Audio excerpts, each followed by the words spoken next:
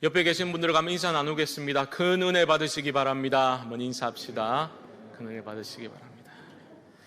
오늘은 본문을 바탕으로 신뢰함으로 기다리다라는 제목으로 말씀 증거하겠습니다. 인생은 기다림이다라는 말에 이의를 제기하실 분들은 거의 없으실 것이라 봅니다. 다양한 종류의 기다림이 우리의 삶을 채우고 있습니다. 어떤 기다림은 기대와 설렘이 있습니다. 아이들은 첫눈이 오기를 그렇게 설레는 마음으로 기다립니다. 또 어떤 기다림은 간절함과 또 인내를 요구하기도 합니다. 전 세계의 사람들이 코로나가 종식되기를 또 간절히 기다리고 있지요. 쉽지 않은 기다림입니다. 또 우리가 성경을 읽어 나가다 보면 믿음의 사람들, 성경의 인물들이 다 기다림을 경험했다라는 것을 볼 수 있습니다. 믿음의 조상이라 할 수 있는 아브라함은 75세 때 하나님 약속의 말씀을 받았지요. 그런 후로 25년을 그는 기다려야 했습니다. 아브라함은 25년을 기다려야 했습니다. 기다림이 쉽지 않다는 것이 그는 중간에 자기 뜻대로, 자기 생각대로 후대를 이어나가려고 시도했다가 또 그렇게 이스마엘이 태어나고 어려움이 지속되는 그러한 문제가 일어나기도 하였습니다. 노아는 어떻습니까? 노아는 방주를 만들면서 120년을 기다려야 했습니다. 사람들이 관심 가져주고 축복하고 격려해 주어서 기다린 120년이 아니라 수치와 멸시와 조롱을 견디며 120년을 노아는 기다려야 했습니다. 이런 기다림에는 하나님을 향한 신뢰가 필요합니다. 인내하며 기다릴 수 있기 위해서는 우리에게 소망이라는 것이 있어야 되거든요. 소망이 있기 때문에 기다릴 수 있는 것 아닙니까? 그런데 그 소망은 영원히 변치 않는, 실패가 없는 하나님께 두어야 하겠지요. 그렇기 때문에 하나님을 향한 신뢰가 우리 안에 있어야 우리는 온전히 기다릴 수가 있습니다. 너무 맞는 말이고 당연한 신앙의 원리인 것처럼 그렇게 느껴지시겠지만 막상 이것이 내 자신에게 이런 일들이 요구될 때에 우리는 일이 복잡해진다라는 것을 경험하게 됩니다. 판단하기가 쉽지 않습니다.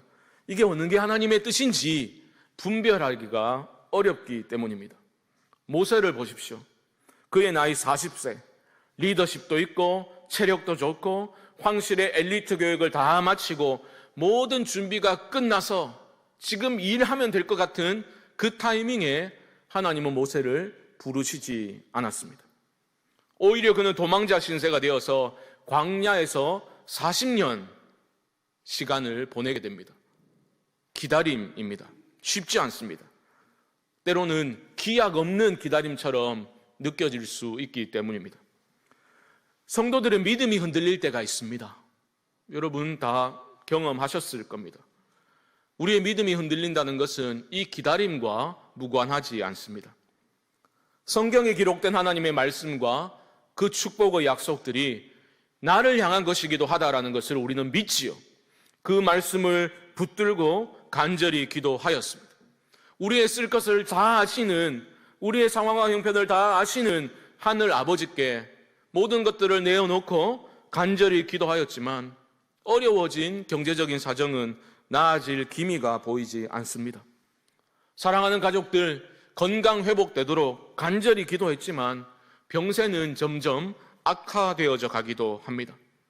아니 내가 무슨 이기적인 욕심에 이끌려서 하나님께 기도한 것도 아닌데 하나님이 나의 기도에 침묵하시는 것 같은 그러한 때에 우리의 기다림은 생각처럼 쉽지 않습니다. 지난 주일에 살펴본 것처럼 지금 하박국 선지자가 처한 상황이 바로 그런 기다림의 상황입니다. 유다 전체가 총체적인 위기에 처해 있음을 그는 보았습니다. 그래서 하나님이 어떤 방식으로든 개입하셔가지고 악을 심판하시고 유다 백성들이 하나님의 살아계심을 좀 보고서 하나님께로 돌이킬 수 있도록 우상 숭배를 중단하고 하나님께로 돌이킬 수 있기를, 그리하여 회복되기를 하박국은 간절히 기도하였습니다. 그는 분명히 하나님의 부흥이 어떤 방식으로 임한다라는 것을 경험하였지요. 그는 선한 왕 요시야가 일으킨 그 종교개혁, 대대적인 종교개혁을 통해서 우리에게도 희망이 있구나. 하나님의 율법, 하나님의 뜻이 중심이 되고 그런 나라가 세워지겠구나. 그는 희망을 보았습니다. 그런데 요시야가 죽어버렸지요. 걷잡을 수 없이 유다 사회는 더 악하게 그렇게 물들어가기 시작했습니다. 하나님의 율법은 무너졌고 도무지 회복될 기미가 보이지 않습니다. 이런 상황 가운데서 그는 간절히 기도하며 기다렸던 겁니다. 그런데도 하나님은 계속해서 침묵으로 일관하시는 것 같았습니다. 분노가 치밀어 오릅니다. 아니, 나는 내가 할 일 열심히 하고 있는데 하나님은 하나님이 하셔야 될 일들 왜 하시지 않습니까? 이런 질문이 일어나기 시작합니다. 여러분이 만약 그런 경험을 하게 되신다면 어떻게 반응하시겠습니까? 하박국은 침묵하시는 하나님 앞에서 어떻게 반응하였습니까? 지난 주일에 살펴보았지요. 소망이 있는 것은 그는 도망치지 않았다 했잖아요. 절망적인 현실 상황을 그의 이름처럼 끌어안고 하나님을 향해 서서 그는 간절히 기도하며 기다리고 있습니다. 그게 중요하다 하였습니다. 어차피 나라는 망할 거니까 나 혼자라도 신앙생활 잘하자, 이렇게 결론 짓지 않았다는 겁니다. 그 상황을, 그 연약함을, 그 죄악됨을 끌어안았습니다. 그리고 하나님 앞에서 씨름하였습니다. 그런 그에게 하나님이 오늘 본문에서 드디어 응답을 하십니다. 하나님이 답변을 하신 겁니다. 그런데 하박국이 받은 응답이라는 것이 너무나도 놀라운 것이었습니다. 좋은 의미에서 놀랍다 이런 게 아니라 전혀 그가 예상치 못했던 답변을 하나님이 하신 겁니다. 1장 5절 말씀 보십시오. 여호와께서 이르시되 답변하신다라는 말입니다. 너희는 여러 나라를 보고 또 보고 놀라고 또 놀랄지어다. 너희의 생전에 내가 한 가지 일을 행할 것이라. 누가 너희에게 말할지라도 너희가 믿지 아니하리라.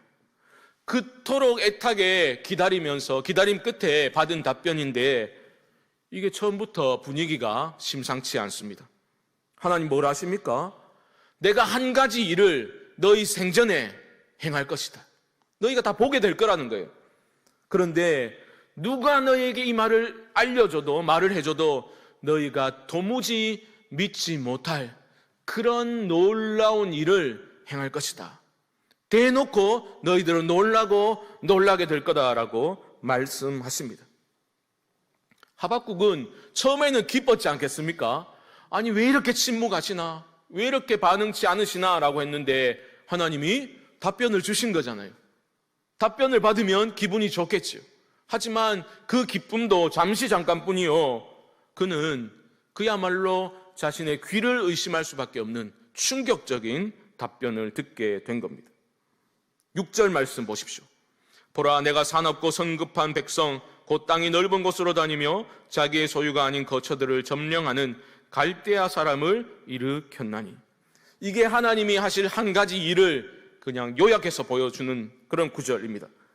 하나님 무엇을 하시겠다는 겁니까? 하나님이 사납고 성급한 백성 갈대아 사람을 일으키겠다 말씀하고 계시는 겁니다. 갈대아 사람은 악명 높은 바벨론을 지칭하는 겁니다. 실제로 그 당시에는 바벨론이 급속도로 성장하게 되었습니다. 모든 사람이 놀랄 정도로 급속하게 그 세력을 확장하였습니다. 하나님은 그런 바벨론을 사용하셔서 하나님의 뜻을 저버리고 우상들을 섬기고 불순종으로 일관하고 있던 유다를 심판해 버리겠다. 그렇게 하나님이 선언하신 겁니다. 하나님의 심판 선언, 그것을 응답으로 받은 하박국은 경악을 금치 못했습니다. 그는 두려움에 떨었고 전율하였습니다. 두 가지 이유에서 그렇습니다. 첫째, 하박국은 하나님이 좀 징계하시더라도 유다를 망하게 해달라고 기도한 게 아니잖아요. 그가 기도한 것은 나라가 무너지는 것이 아니라 나라가 어떤 방식으로든 회복되기를 기도하였습니다. 그런데 하나님이 멸하겠다, 심판하겠다 말씀하신 겁니다. 그는 요시야 종교개혁에서 희망을 보았거든요. 그가 기다렸던 하나님의 답변은 내가 그때와 같이 선한 왕을, 리더를 일으켜서 이 나라를 새롭게 하겠다. 나의 율법이 새롭게 세워지는 그런 나라를 내가 회복시키겠다. 그렇게 하실 하나님을 기대했지 않습니까? 그런데 하나님은 심판 선언을 하신 겁니다. 둘째, 더 충격적으로 다가왔던 것은 하나님의 심판 방식입니다. 아니, 하나님이 유다를 심판하겠다 하는 것도 충격적인데 누구를 통해서 심판하시겠다는 겁니까? 악한 바벨론을 통해서 하나님의 언약 백성인 우리 유다를 심판하신다고 하니 어찌 충격을 받지 않을 수 있겠습니까? 아니, 하나님 뭐라고요? 언약 백성인 우리들을 저 이방, 저 악한, 유례 없이 악한 바벨론을 통해서 우리를 심판하신다고요? 아니, 그거는 하나님의 공의를 깨뜨리는 일이 아닙니까? 아마도 하박국의 호흡이 막 가빠졌을 것 같아요. 말을 막 더듬었을 수도 있겠다 싶습니다. 충격받았으니까. 하나님은 모르시지 않습니다. 오늘 본문 6절로 11절 말씀에는 하나님이 그가 들어 사용하겠다 말씀하신 그 바벨론 갈대아인들이 얼마나 악한지를 하나님이 설명해 주신 구절들입니다. 그들은 폭력적이고 멸시와 조롱을 일삼는 유례없이 악한 자들이었습니다. 하나님을 인정하지도 않는 교만한 사람들이었습니다. 11절 말씀 한번 보시죠. 제가 읽습니다. 11절. 그들은 자기들의 힘을 자기들의 신으로 삼는 자들이라.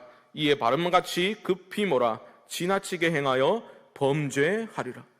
그들은 하나님을 인정하지도 않아요. 자기 힘을 그들의 신으로 삼고 살아가는 교만한 사람들입니다. 그들에 비하면, 아니 유다가 좀 타락했기로서니 그들에 비하면 의인 중에 상의인입니다. 이 말을 하고 싶은 겁니다.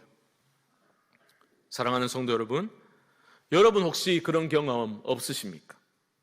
길고 긴 기다림 끝에 작정하고 기도했는데 하나님이 마침내 응답을 해주신 거예요.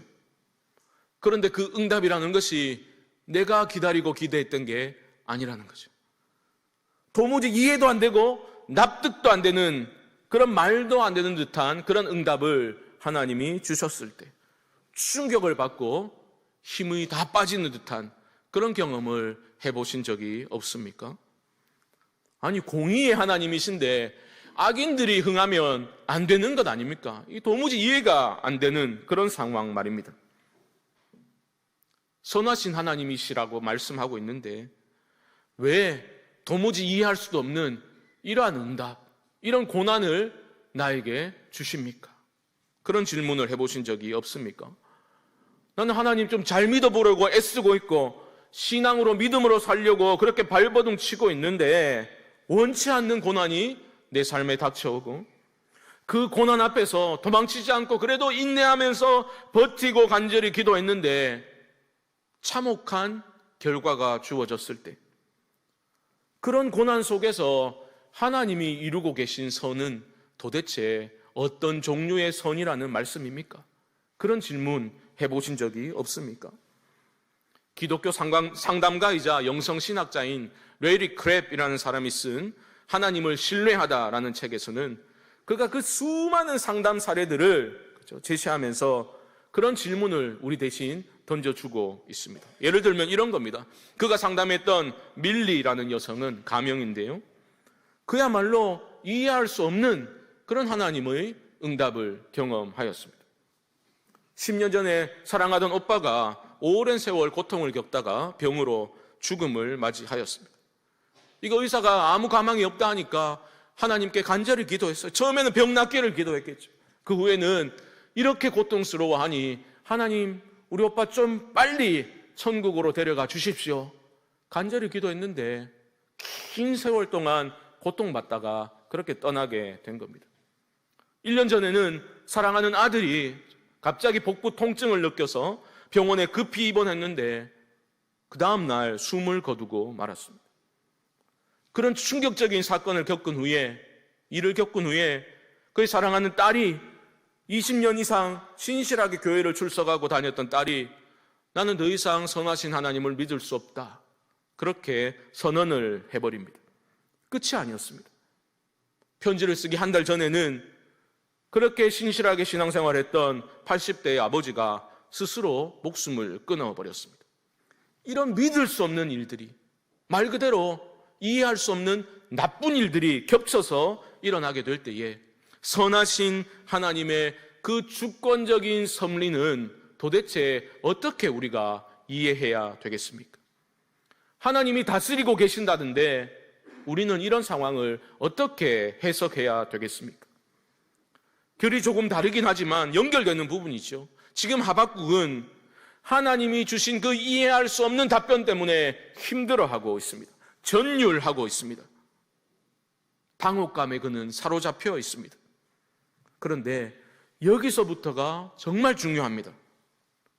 그런 상황, 전율하고 두려워 떨 수밖에 없고 당혹감에 사로잡힐 수밖에 없는 그런 상황에서 우리가 어떻게 반응할 것인가, 이것이 중요하겠지요.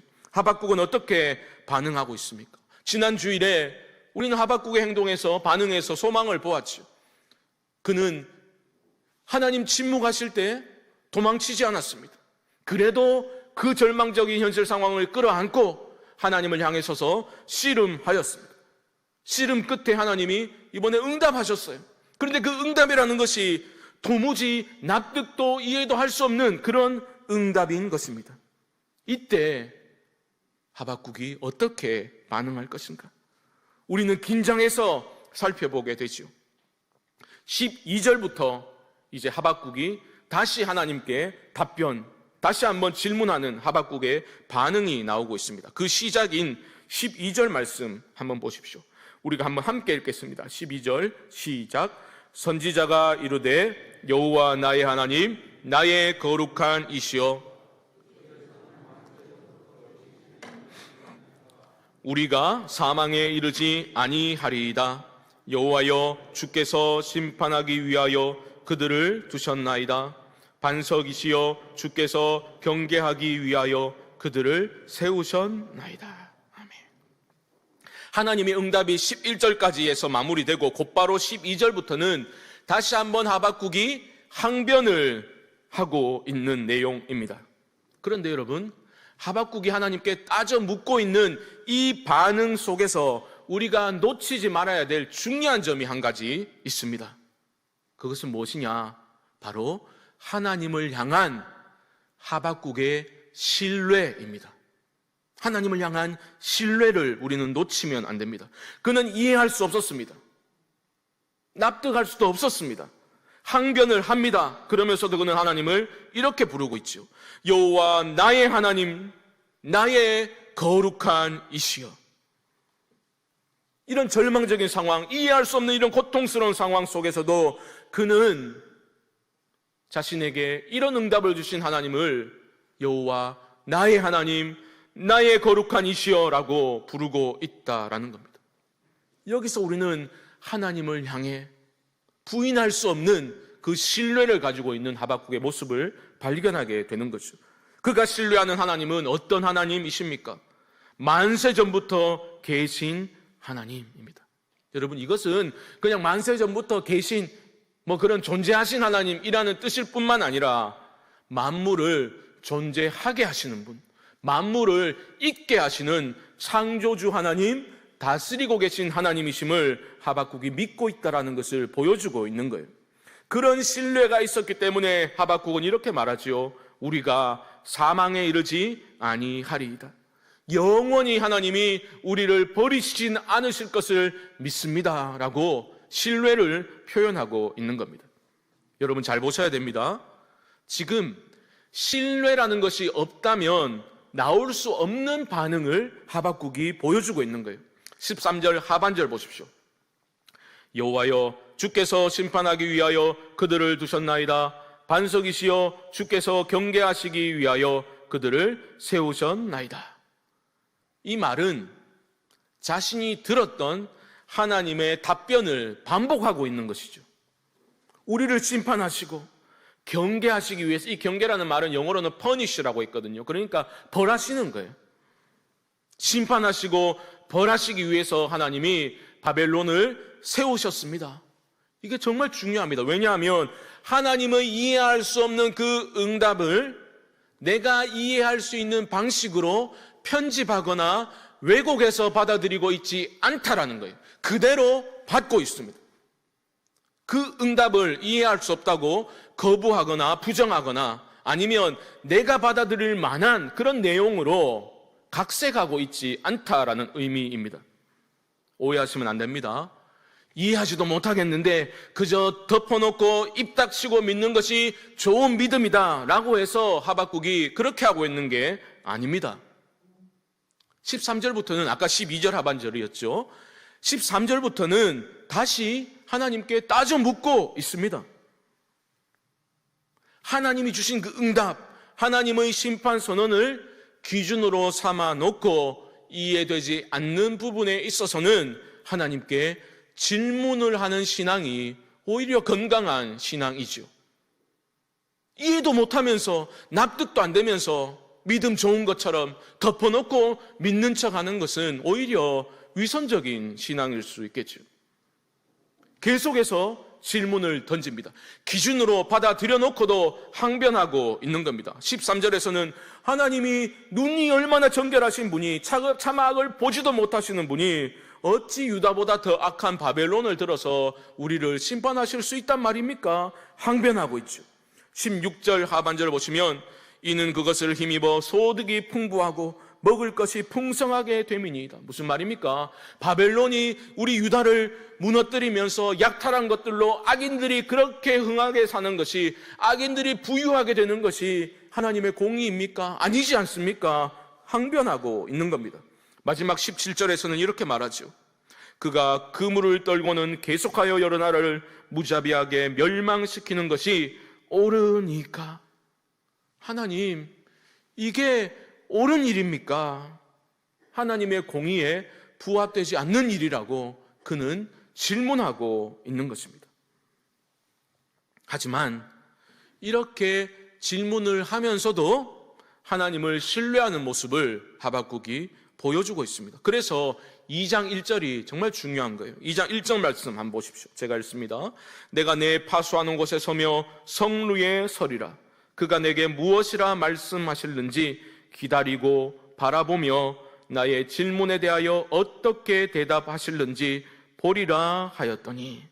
여러분, 이 말씀을 여전히 씩씩거리고 분을 바라면서 당돌하게 버릇없이 무례하게 하나님을 향해서 팔짱 끼고 무슨 답변 주시나 보자, 이런 것으로 읽을 필요는 없습니다. 저는 2장 1절을 통해서 이것이 중대한 전환점 역할을 한다라고 믿습니다. 하나님의 응답에 하박국은 충격을 받았습니다. 전율하였습니다. 하지만 신뢰로 지금 나아가고 있는 그런 모습입니다. 다음 주에 우리가 구체적으로 살펴보겠지만 성루에 서겠다라는 이 표현은 자기 본연의 자리로 돌아가겠다라는 의미입니다. 여전히 하나님의 응답은 나에게 이해되지 않아요.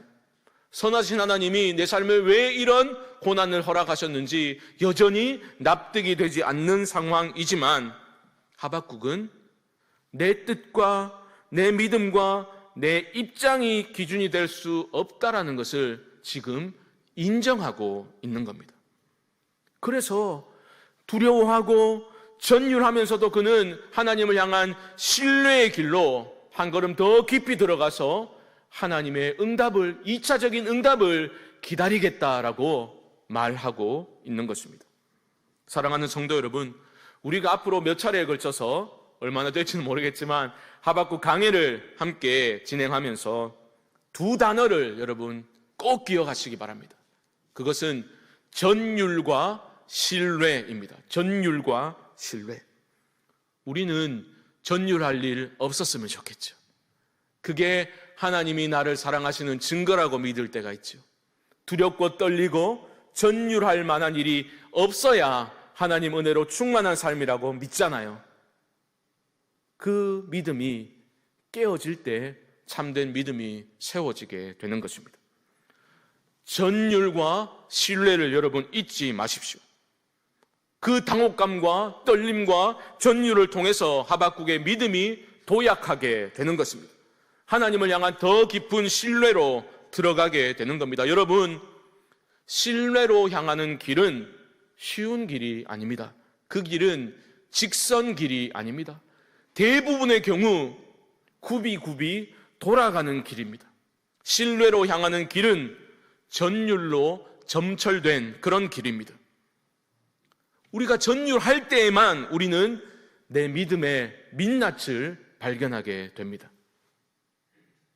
내 뜻과 전혀 다른 하나님의 뜻을 듣고서 우리가 전율할 때에 내가 진리라고 믿고 있던 그 모든 것들, 나의 필요와 나의 작은 행복을 위해서 그린 하나님 이미지는 깨어지고 성경이 말씀하는 그 하나님을 하나님으로 만나게 되는 역사가 일어나게 되는 것입니다.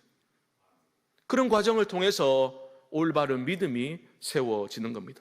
사랑하는 성도 여러분, 여러분은 나의 기대와 나의 소원이 산산이 무너진 바로 그 자리에서도 여전히 하나님의 선하심을 신뢰하시겠습니까?